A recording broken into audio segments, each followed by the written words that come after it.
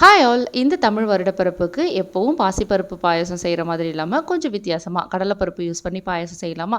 இதுக்கு குக்கரில் 1 டீஸ்பூன் அளவு நெய் சேர்த்துட்டு 1 கப் அளவு கடலைப்பருப்பை 1 மணி நேரம் ஊற வச்சு ட்ரை பண்ணி வச்சுருக்கேன். இதை லைட்டாக நெய்யில் வறுத்துட்டு 3 கப் அளவு தண்ணி சேர்த்து இதை 3 விசில் குக் பண்ணி எடுத்துக்கோங்க.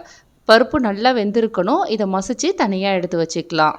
இப்போ ஒரு பாத்திரத்தில் 1 கப் அளவு வெல்லம், 1 கப் அளவு நாட்டு சர்க்கரை சேர்த்துருக்கேன். ஒரு 3 டேபிள் ஸ்பூன் மட்டும் தண்ணி சேர்த்துட்டு வெல்லம் நல்லா கரையிற அளவுக்கு கொதிக்க வச்சு இதையும் தனியாக வச்சுக்கோங்க. இப்போ பாயசம் செய்கிறதுக்கு 2 டேபிள் ஸ்பூன் அளவு நெய் சேர்த்துட்டு ஒரு 3 டேபிள் ஸ்பூன் தேங்காயை பொடியாக நறுக்கி ஆட் பண்ணியிருக்கேன். தேங்காய் நல்லா ப்ரௌன் ஆனதும் கொஞ்சம் முந்திரி, கொஞ்சம் திராட்சை எல்லாத்தையும் நல்லா ஃப்ரை பண்ணிவிட்டு இதையும் தனியாக எடுத்து வச்சுக்கலாம்.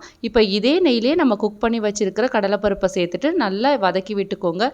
இந்த மாதிரி நல்லா திக்கானதும் நான் ஒரு 3 டேபிள் ஸ்பூன் ஜவ்வரிசியை 1/2 மணி நேரம் ஊற வச்சுருக்கேன். தண்ணியை வடிகட்டிட்டு சேர்த்துக்கலாம். இதெல்லாம் சேர்த்து நல்லா கலந்து விட்டதுக்கப்புறமா நம்ம கொதிக்க வச்சுருக்க வெள்ளை கரைசலையும் சேர்த்து ஒரு 2 நிமிஷம் கொதிக்க வச்சுக்கோங்க. ஒரு கொதி வந்ததும் நான் 2வதாக எடுத்துருக்கிற தேங்காய் பால் சேர்த்துக்கிறேன். இதை நல்லா கலந்து விட்டுக்கோங்க. இந்த தேங்காய் பால்லே பாயசம் நல்லா குக் ஆகட்டும். பாயசம் ரொம்ப தண்ணியாக இருக்கக்கூடாது.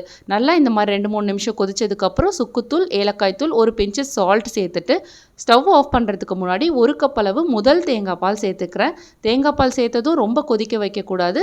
ஜஸ்ட்டு கலந்து விட்டுட்டு நம்ம ஃப்ரை பண்ணி வச்சுருக்க முந்திரி, திராட்சை எல்லாமே சேர்த்துட்டு சுட சுட சர்வ் பண்ண வேண்டியது தான்.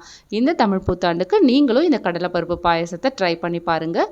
அனைத்து தமிழ் சொந்தங்களுக்கும் இனிய தமிழ் புத்தாண்டு நல்வாழ்த்துக்கள்.